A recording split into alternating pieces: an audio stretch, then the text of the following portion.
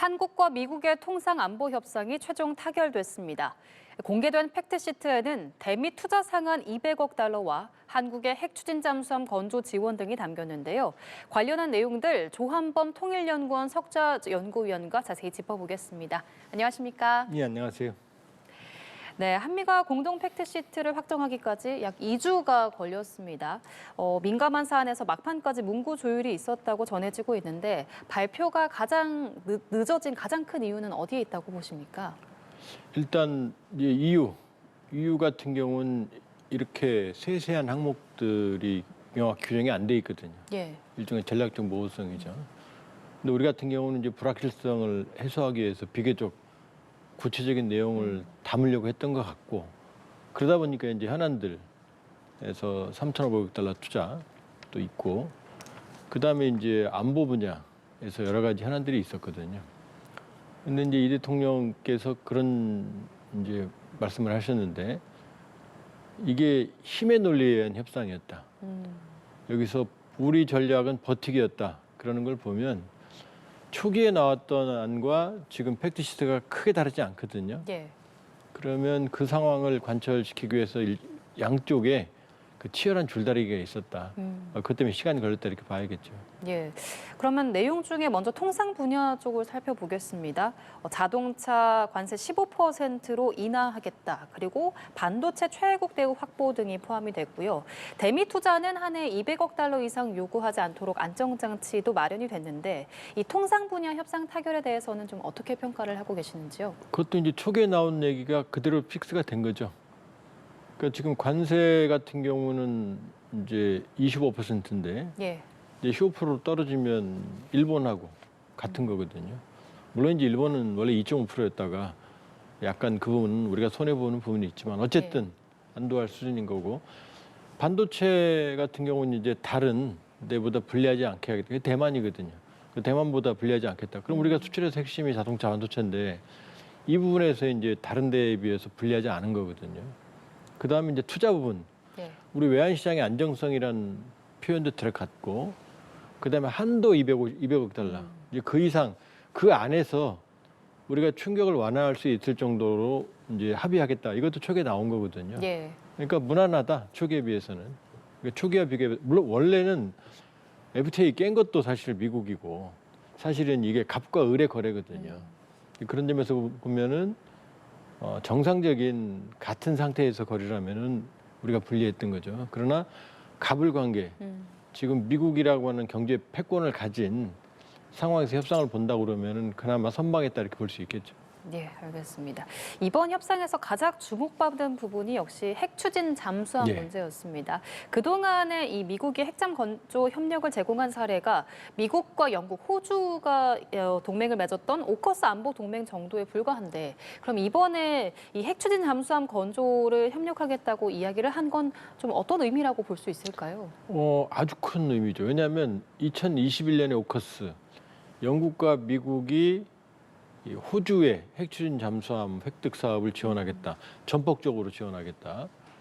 물론 아직 첫 수업도 못 떴어요. 왜냐하면 호주의 조선 역량과 기술 개발은 우리하고는 비교가 안 되거든요. 근데 우리는 세계 5위의 군사력이거든요. 그리고 조선 역량으로 봤을 때 신속하게 건조가 가능하거든요. 그러니까 호주 같은 경우에 2021년에 출발했지만 2030년대 중후반에 나오거든요. 초도함이. 근데 우리는 2030년대 한 초중반이면 나오거든요. 그러면 호주는 사실은 안보적 위협, 긴장이 크지 않아요. 남태평양에 있기 때문에. 근데 우리 같은 경우에는 안보적 긴장이 지금 고조되어 있는, 쉽게 말하면 그 열전 비대 중간에 있거든요. 네.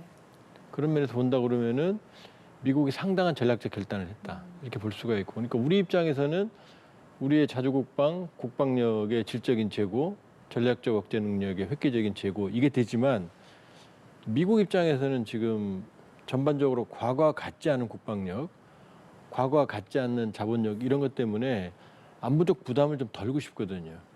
그러니까 우리의 자주국방을 향한 이제 우리의 지향성과 트럼프 행정부의 안보 전략이 이제 맺어진 거라고 볼 수 있고, 그러니까 상당한 안보적 그 지각 변동이 불가피한. 그러니까 미국으로서는 상당히 중요한 결정을 내린 거고. 우리선 정말로 30년 수건을 푸는 아주 중요한 계기가 된 거죠.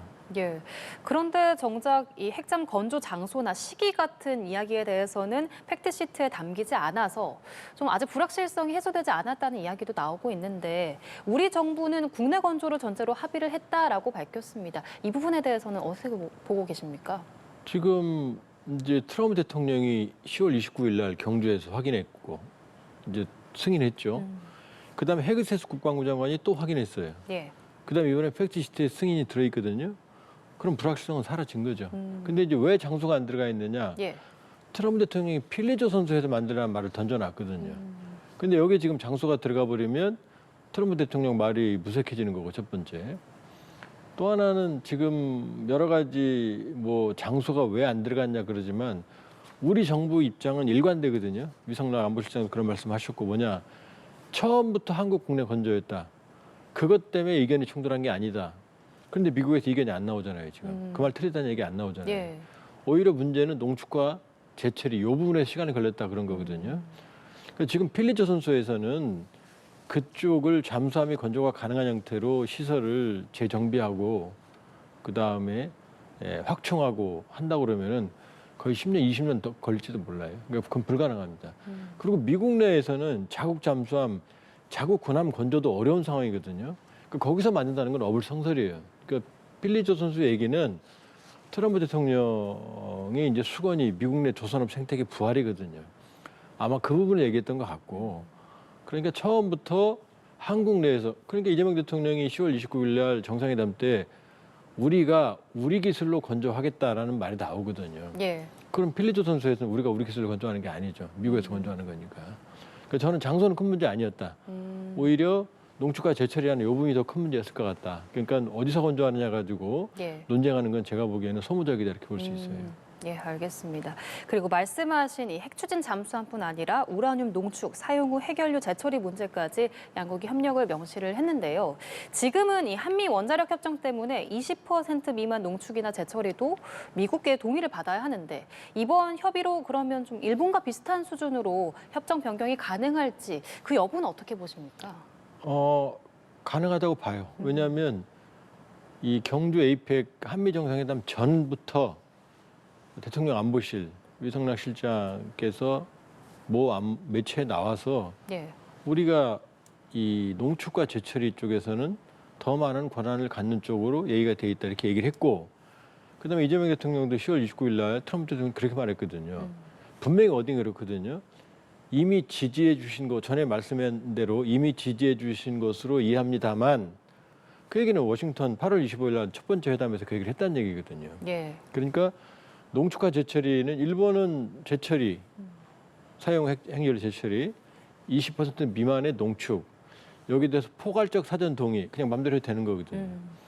지금 우리는 허가를 받게 돼 있고 그다음에 제철이도 연구 활동에만 내게 돼 있거든요. 예. 그렇게 본다 그러면은 이 농축과 제철이도 일본 수준과 거의 동일한 수준으로 갈 가능성이 있다. 왜냐? 일본은 해줬는데 우리는 안 해줄 이유가 없거든요. 그리고 지금 농축과 제철이는 어디까지나 평화적인 목적이거든요. 핵추진 잠수함도 거기에 들어가는 연료를 공급해달라는 이유는 뭐냐? 여기는 농축 20% 미만의 전농축도 들어가지만 무기급인 80% 90% 들어가거든요. 그러니까 평화적 목적을 넘어가는 연료는 니들이 달라라는 거예요. 농축과 제철이는 우리가 평화적인 목적으로 한다. 그럼 미국이 막을 이유가 없죠. 예, 알겠습니다. 그리고 국방비 분야도 좀 살펴보면 팩트시트에는 국방비를 GDP의 3.5%까지 늘리고 2030년까지 미국산 무기 250억 달러 구매 그리고 주한미군 330억 달러 지원 계획도 담겼습니다. 이 부분에 대해 있어서 재정 부담 논란도 있는데 앞으로 좀 어떤 방식 그리고 어떤 시점에 추진이 될까요? 그건 불가피해요. 왜냐? EU도 유럽은 지금 3.5%에서 1.5%, 5%까지 늘리고 그랬거든요. 예. 직접해 3.5%. 우리가 지금 2.32% 쓰거든요. 그러면 지금 전 세계가 안보 위협이기 때문에 우리는 가장 안보적 위협에 직면해 있거든요. 그러면 국방비, 군비 통제로 가면 좋겠지만 지금 군비 통제가 아니라 군비 경쟁의 시대거든요. 그러니까 자주국방, 북핵 위협 대응을 위해서 국방비 증액은 불가피하다. 어차피. 그러니까 증액된 부분을 북핵 대응과 예. 또 전시작 조건 환수를 위해서는 조건에 충족한 전시작권 환수인데 그 조건을 충족하려면 무기 확충이 필요해요. 국방비 확충이. 그러니까 어쩔 수가 없다. 그 부분은. 전 세계 추세를 보면. 예. 그리고 330억 달러, 250억 달러 미군 장비 구입은 조건에 충족한 그 조건을 충족한 한테 쓸 수 있는 거고 330억 달러 주한미군 지원 그다음에 국방비 증액을 보면 정확한 워딩이 뭐냐면 예. 그렇게 하겠다 약속이라기보다는 그러한 한국의 계획을 공유하였다 이렇게 돼 있거든요. 그러니까 융통성은 있는 거죠. 예. 그러니까 완전한 의무는 아니다. 그러나 큰 의미에서 보면 지금 주한미군에 대한 지원, 장비 구입, 국방비 증액은 큰 추세에서 보면 우리도 잃는 것보다 얻는 것들이 있을 수 있다 이렇게 볼 수 있어요. 예, 알겠습니다. 그리고 전자권 전환 문제도 이번 협의에 포함이 됐는데요. 내년까지 2단계 검증을 끝내고 새로운 로드맵을 만들기로 했다고 전해지고 있습니다. 이런 흐름이라면 대통령 임기 내에 전자권 전환이 현실화될 가능성은 있다고 보시는지요? 지금 거기에 합의한 것 같아요. 왜냐하면 미국 내에서 전시작전권 한국군 환수의 경우에 흐름이 두 개거든요. 예. 그러니까 군 쪽에서는 조금 꺼려하는 분위기고 왜냐하면 한국군의 지휘를 받아야 되니까. 그러나 백악관, 대통령, 국방부 장관 같은 경우는 적극적인 헤그세스 장관이 그랬거든요. 훌륭한 일이다라고. 왜냐하면 트럼프 정권은 미국의 안보 부담을 줄이려고 그래요. 예. 그럼 전시작전권을 우리한테 넘겨주면 본인들의 부담이 줄거든요. 예. 이재명 정부는 지금 전시작전권을 임기 내에 환수하겠다는 거고 그러니까 2단계라고 그랬는데 지금 3단계로 되어 있거든요. 조건이 뭐냐면 IOC, FOC, FMC. IOC는 기본 작전 운영 능력. 이거 끝났어요. 예. 지금 두 번째 FMC. 그다음 완전 작전 운영 능력이거든요. 요게 지금 진행 중인데 요걸 끝내면 이제 3단계가 남는데 요거는 일정이 잡히거든요. 그러면 이제 2단계를 끝내면 전자권 환산 시기가 확정이 돼요. 그 FMC거든요. 완전 임무 수행 능력. 요것만 되면 이제 끝나는 거거든요. 조건은. 그러니까 이재명 정부는 임기 내에 지금 하겠다는 거고 거기에 지금 그 지지한다고 그랬으니까 거의 이제 근접한 것 같다. 예. 그러나 아직 그 여러 가지 조건의 충족, 조건이라는 게 몇 가지 되거든요. 북핵 대응 능력이 있느냐, 우리 작전 지휘 능력, 지금 작전 지휘 능력 하는 거거든요. 그다음에 주변 정세. 주변 정세는 정치적 판단이니까 미국이 판단하는 거거든요. 그러니까 여지는 남아 있지만 그러나 기본적으로는 전자권 환수에 대해서는 확실하게 합의를 본 것 같다. 그리고 이재명 정부 임기 내에도 가능할 수 있다 이렇게 봐야겠죠. 예. 이번 팩트시트를 두고 크리스토퍼 랜도 미 국무부 부장관이 한미 동맹의 새로운 장이 열렸다라고 평가를 했습니다. 미국이 이렇게 의미를 강조하는 배경은 뭐고 또 이번 합의가 향후에는 한미 동맹에 어떤 영향을 끼칠 거라고 보시는지 좀 간단히 말씀 부탁드리겠습니다. 지금 뭐 이번 합의 두고 논란이 많은데 국내에는 근데 미국에서 새로운 장이 열렸다고 그랬잖아요. 예. 그럼 미국 만족한다는 얘기거든요. 그러면 한미 동맹 차원에서 본다고 그러면은 이게 한미 동맹 현대화에 상당 부분 부합하거든요. 한국의 자유국방력이 현대에 제고되는 거고 전시작전권이 환수되는 거고 여러 가지 면에서 미래 지향적인 한미 동맹 우주 사이버까지 협력체가 갖춰진 거거든요.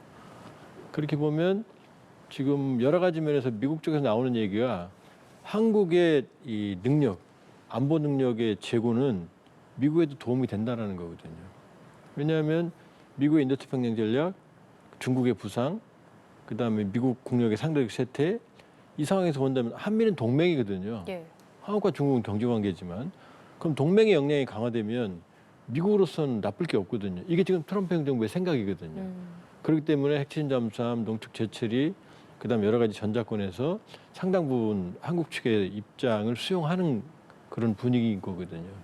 그러니까 그렇게 본다 그러면은 미국은 이번에 본인들이 가져간 것도 있지만 한국의 특히 외교 안보 분야의 능력을 제고시키는 것 자체가 예. 미국의 국익에 부합한다고 생각하는 것 같아요. 그러니까 미 국무부의 입장이 나왔으니까 그렇게 본다면 미국은 불만이 없는 거고 우리 정부 입장도 지금 뭐 만족하고 있는 거거든요. 그럼 양쪽이 상호 윈윈하는 결과가 나왔다 이렇게 봐야겠죠. 예, 알겠습니다. 오늘 한미 공동 팩트시트 관련한 내용들 살펴봤습니다. 지금까지 조한범 통일연구원 석좌 연구위원과 함께했습니다. 고맙습니다.